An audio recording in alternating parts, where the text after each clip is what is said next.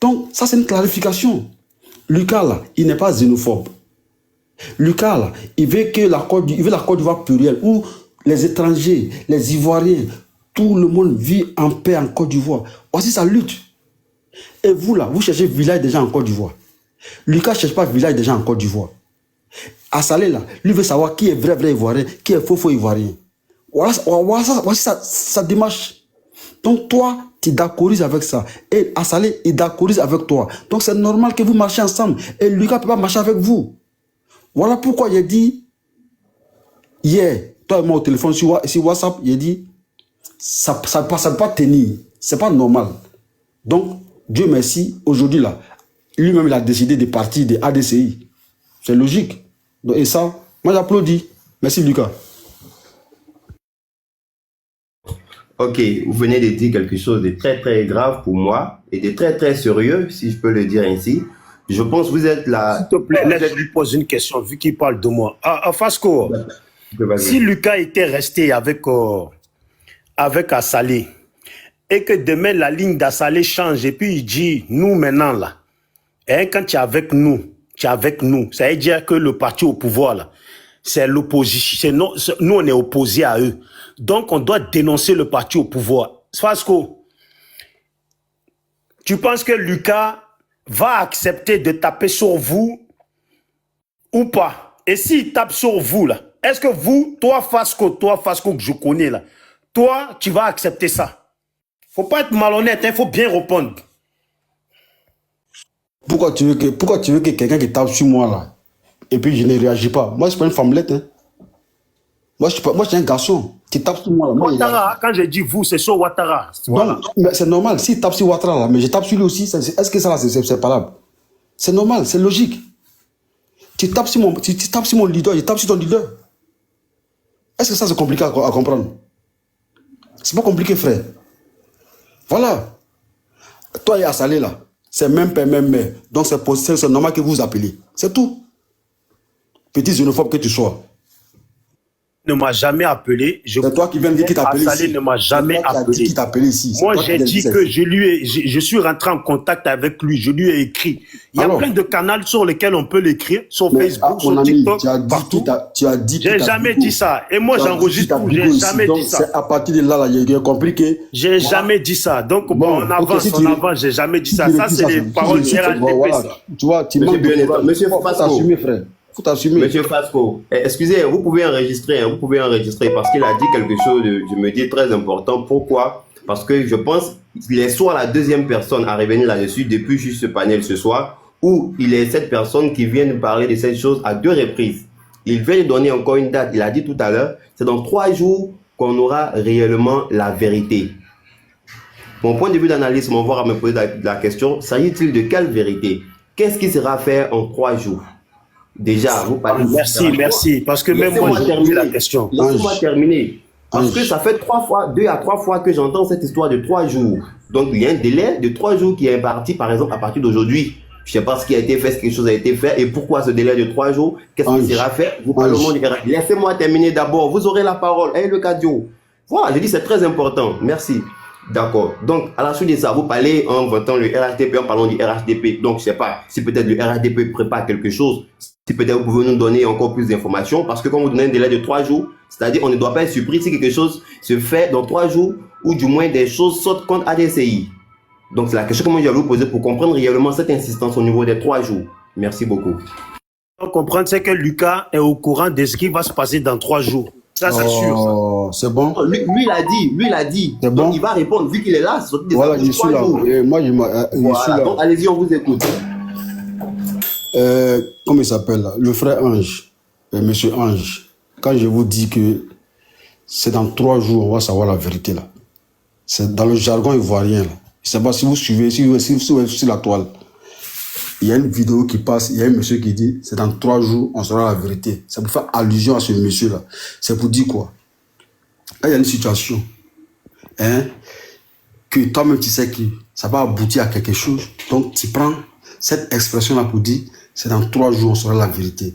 Ça ne veut pas dire que Lucas m'a dit quelque chose, ou bien il y a quelque chose de louche qui trame. Non.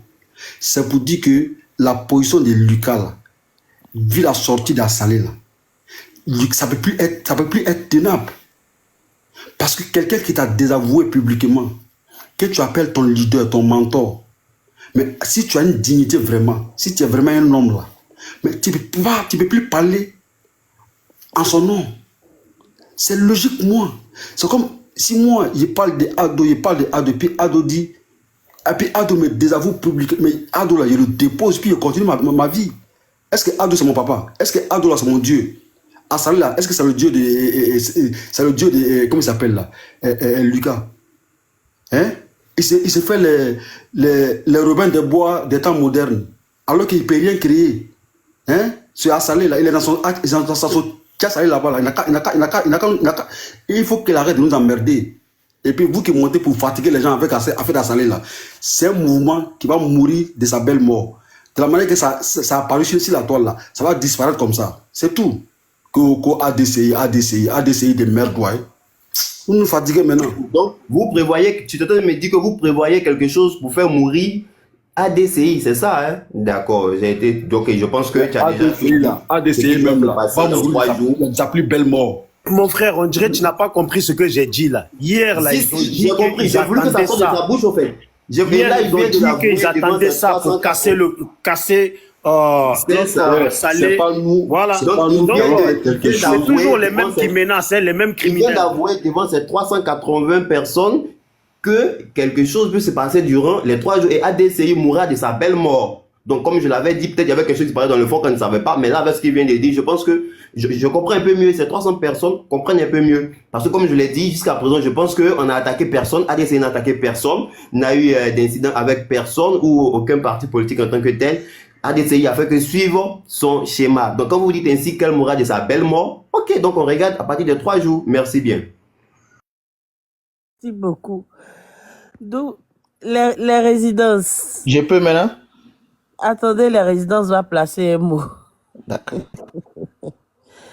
Les résidences, d'où les résidences?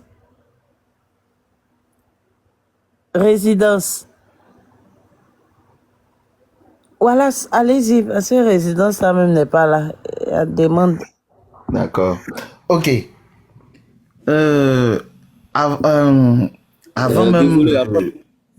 Avant même de venir vers M. Assalé, je n'avais pas voulu parler de Lucas, mais je vais me pencher un peu sur Lucas parce que c'est lui-même qui a l'ordre du jour. Lucas, on va faire un peu la genèse de la rencontre de Lucas. C'était sur le panel de Tania. C'est là-bas que j'ai connu Lucas. Et même il a été à des moments même modo là-bas. C'est là-bas Lucas et Sissi ont fait leur connaissance. Et de là-bas, vraiment, il a dit beaucoup de choses. C'est ce qui me plaît là. Il a dit beaucoup de choses. Comme on le dit souvent, une perdrix ne peut pas mettre un poussin au monde. La perdrix ne va jamais mettre un pigeon au monde. Lucas, qui est de l'Ouest, comme il a toujours si bien dit, lors de la crise post-électorale, les parents, bien entendu, puisque il y a une autre force, autre que les forces loyalistes qui avaient quitté la zone, l'intérieur pour replier à Abidjan, quand les rebelles sont allés à l'Ouest, ses parents avaient fui. Lui-même, son propre témoignage, lui, il est resté. Et il a cohabité même avec les rebelles. Et puis c'est après, lui, il est parti. J'ai vu que c'est quelqu'un qui est facilement manipulable. Il est versatile. Qui était, d'après lui, LMP à l'époque. Après, il est devenu quelqu'un, il n'était pas FPI, ni PPACI, mais d'après lui, il était pro-Gbagbo. Maintenant, sur le panel de Tania, il a été séduit par les speeches de temps en temps et les actions de M. Assalé Tiemoko. C'est comme ça qu'il a adhéré au système de M. Assalé Tiemoko. Et il a même fait en public, M. Assalé Tiemoko, moi, il va intégrer votre mouvement. C'est comme ça que ça s'est passé. Un opportuniste qui ne dit pas son nom. Je pense que son double jeu qu'il est en train de faire, c'est parce que à un moment donné, la position qu'il voulait avoir en France, là, c'est pas cette position-là qu'il a eue. C'est ça qui le met dans tous ses états. Et je le dis parce que M. Assalé Tchemoko, mine de rien, c'est pas un enfant. Tu lui as fait une approche. Lui, c'est pas un enfant aussi. Il a compris par là que Luka était quelqu'un qui était manipulable. Oui, il était manipulable. Et qu'on parle d'infiltré dans le groupe là, Luka là, il n'est pas loin d'être un infiltré. C'est un infiltré. Il est dangereux. Il est dangereux. Il y a un monsieur qui était monté tout à l'heure, il a parlé de Luka est rebelle. Oui, on peut dire ça, mais le cas de Luka, moi je vais baptiser ça d'indiscipliné. Ce sont les dissidents. Quand il y a un mouvement là, les dissidents là, c'est eux. C'est eux, on peut toujours passer par eux avec quelques billets et puis bon, c'est parti. Si est devenu aujourd'hui son ami de tout le temps, il n'y a pas de problème. Mais le même Luka, Tania même qui a été leur base, qui a construit aujourd'hui leur... qui a construit, je vais dire, leur audience. Oui, leur audience sur TikTok. Aujourd'hui, cette dernière-là est devenue leur ennemi. Ce sont des ingrats, en fait. Un ingrat notoire qui ne dit pas son nom. Parce que moi, quand je me suis en train de parler, je me suis construit seul, et puis je les vois, mais je dis, mais vous là, vous êtes des ingrats, vous êtes des menteurs. Parce que c'était autour des mois de juin et juillet que moi, j'ai commencé à m'intéresser à TikTok. Et puis, c'était dans ces mêmes périodes-là qu'ils sont arrivés. Donc, quand quelqu'un vient, à chaque fois, il a quelque chose à dire, il va chercher à se présenter. C'est comme ça qu'il parlait. Ils oublient que tout ce qu'ils disaient, les gens entendaient.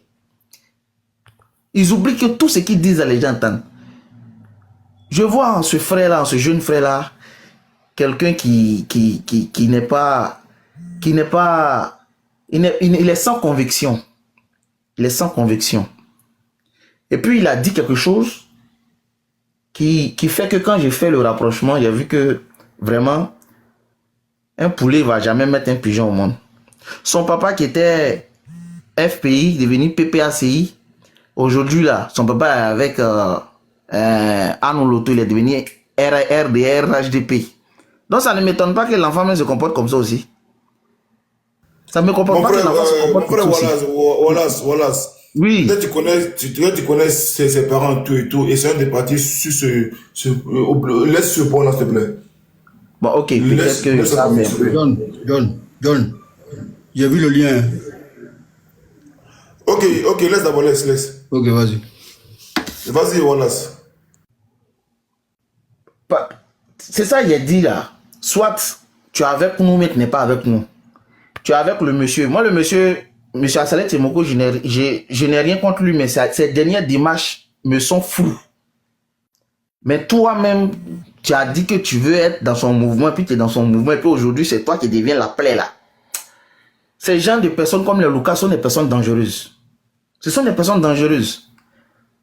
Pourquoi on n'indexe pas les Sissi là? Les Sissi, ils ont une position claire.